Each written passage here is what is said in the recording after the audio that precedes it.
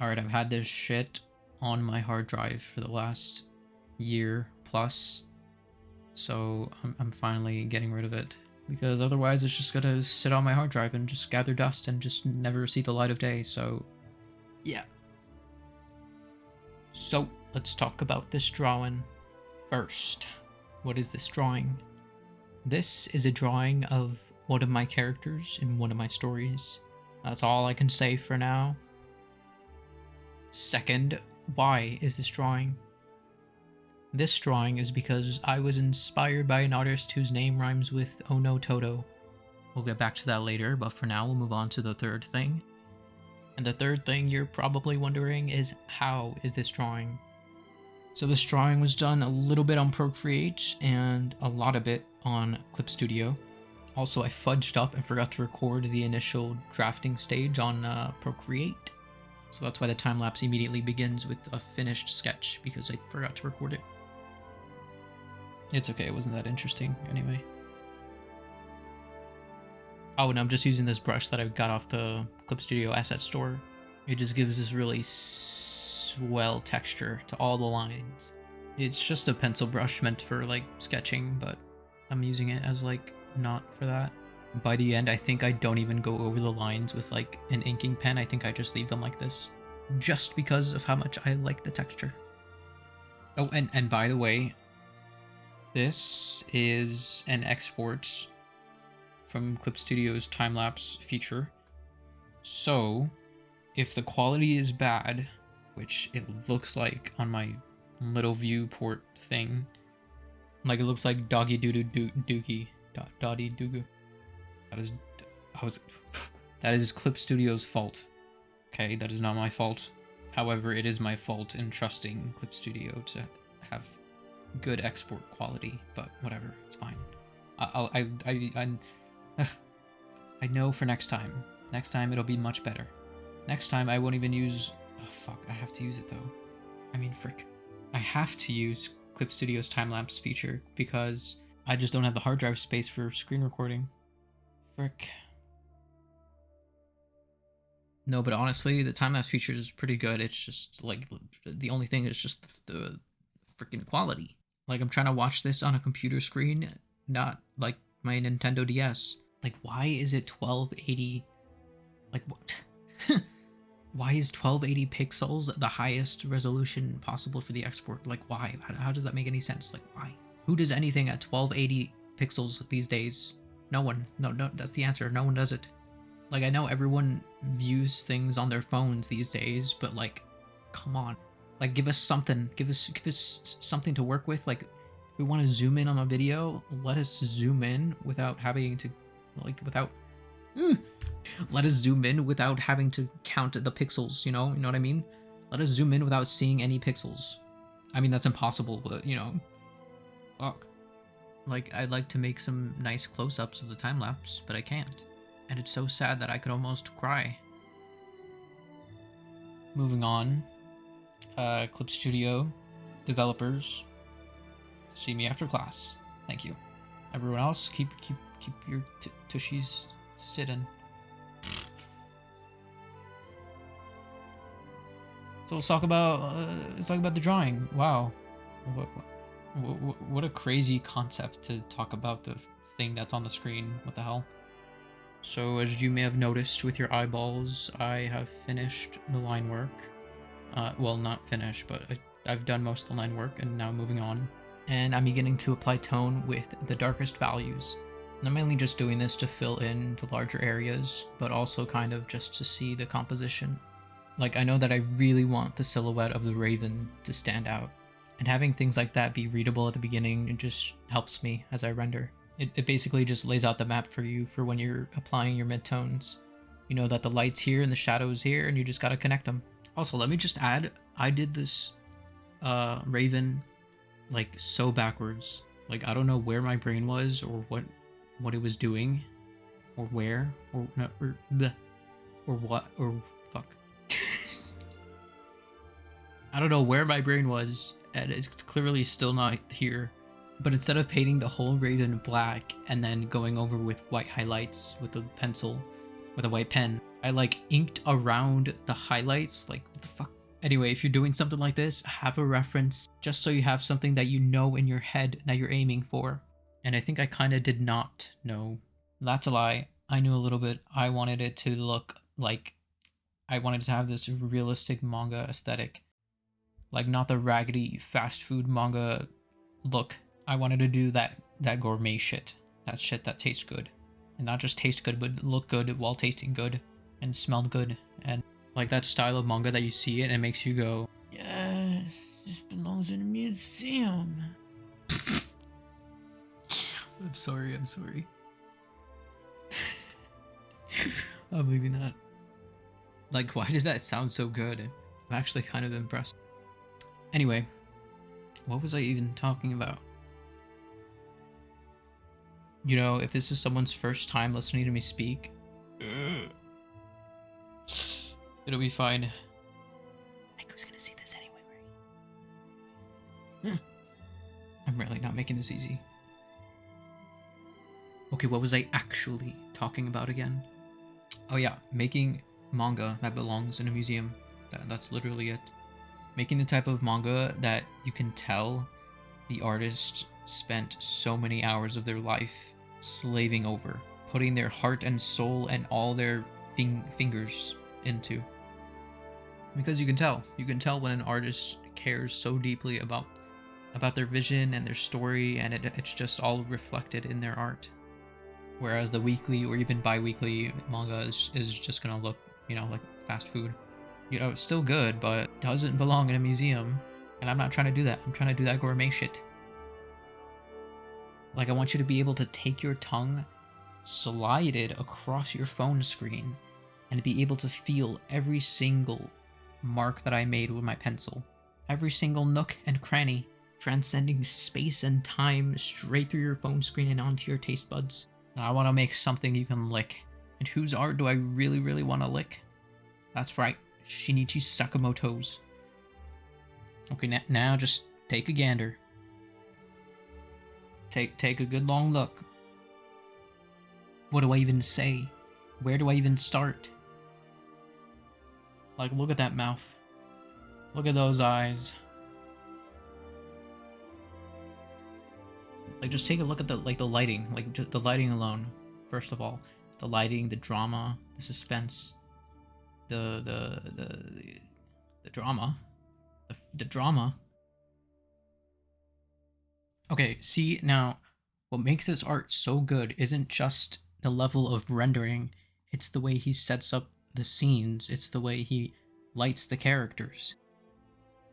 It's the way every single facial feature, every single expression and micro expression is being amplified and highlighted by all the shadows that are being cast across their face.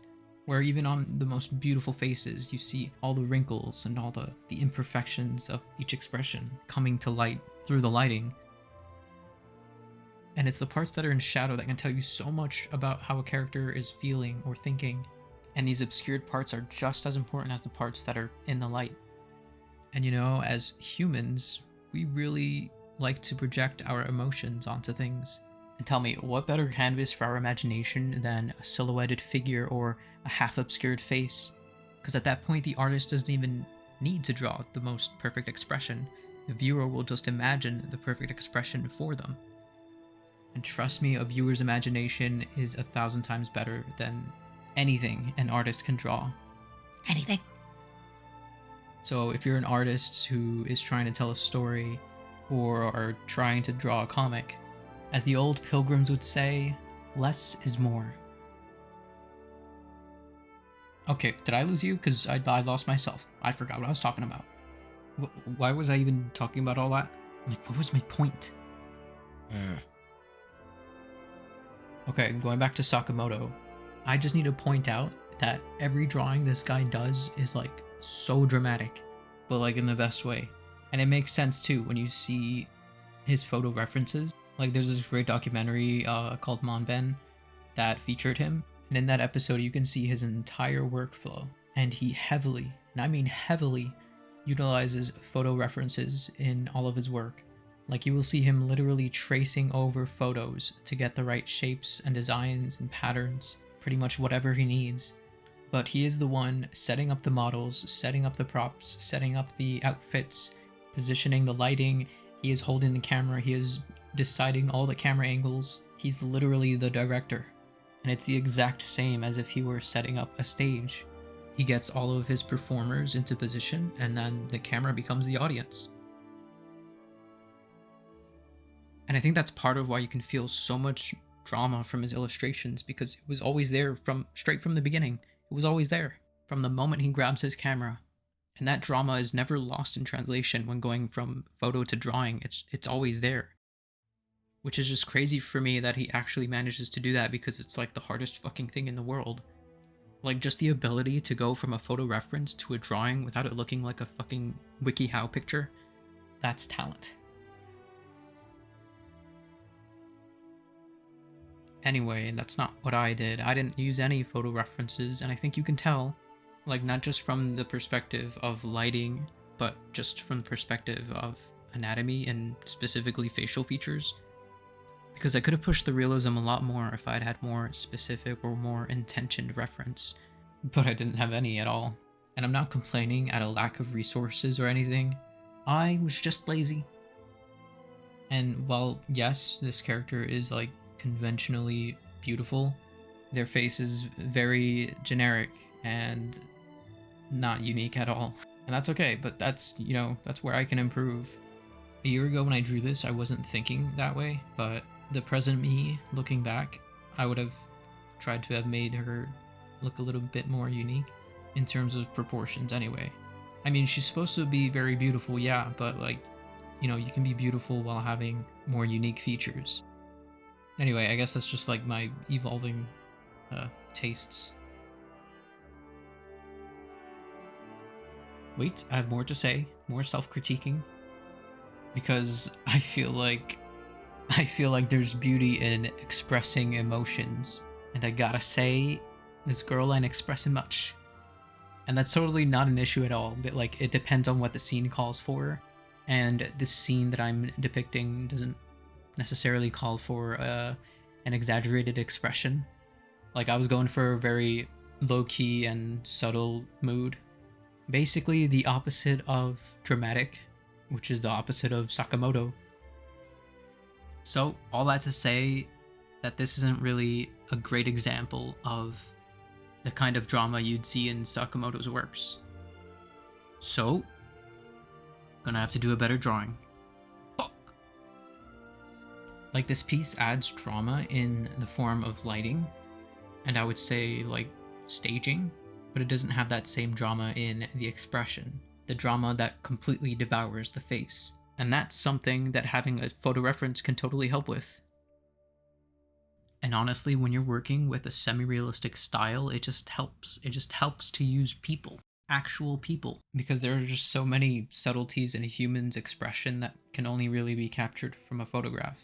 But still, to then translate that photograph onto the skin of an original character, a fictional character that doesn't exist, it takes so much patience and skill, and Sakamoto's just, like, mastered that. What can I say? I admire the guy.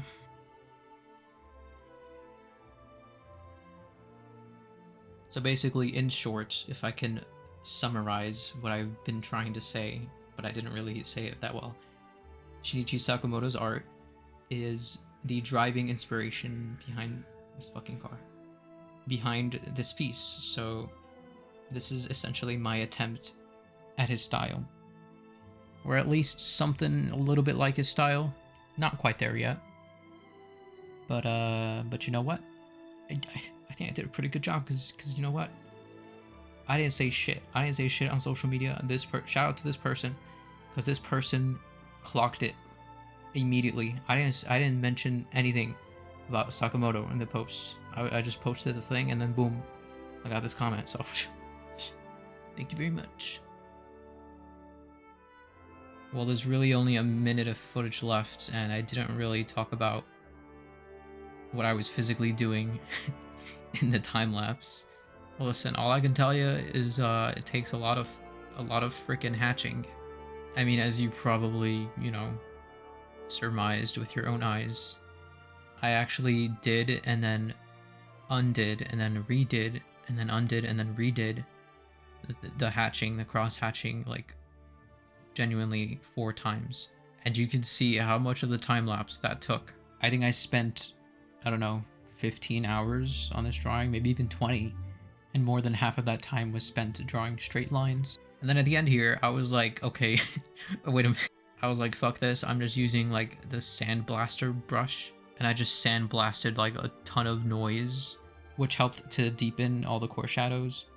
And that just made it look so much better. Like, and it took me like 3 seconds to do as well. So from now on, I'm doing the sandblasting like from the beginning, but use it in moderation, of course. I pretty much just used it for like the really dark areas. I also flipped the alpha so that it was like painting transparently, and I was using it basically as an eraser. So I was erasing over the lighter parts of the hatching. And doing this really helped to just unify everything. I think beforehand, before this, everything was sort of looking like a little too disjointed and too flat. But as soon as I did it was like, whoa. So yeah, just some things to keep in mind for next time. We'll get it right next time.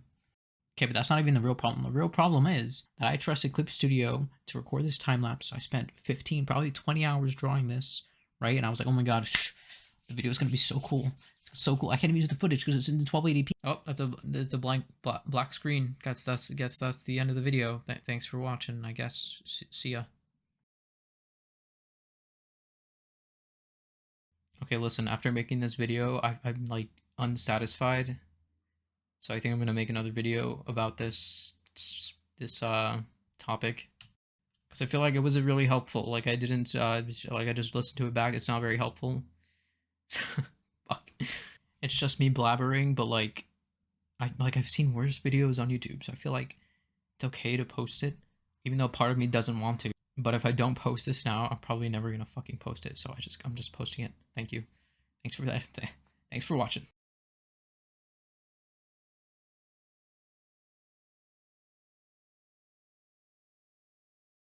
I mean, just look at it. Just look at it. Can you see that? Can you taste it? It's like so yummy. Why did that sound so wet and moist?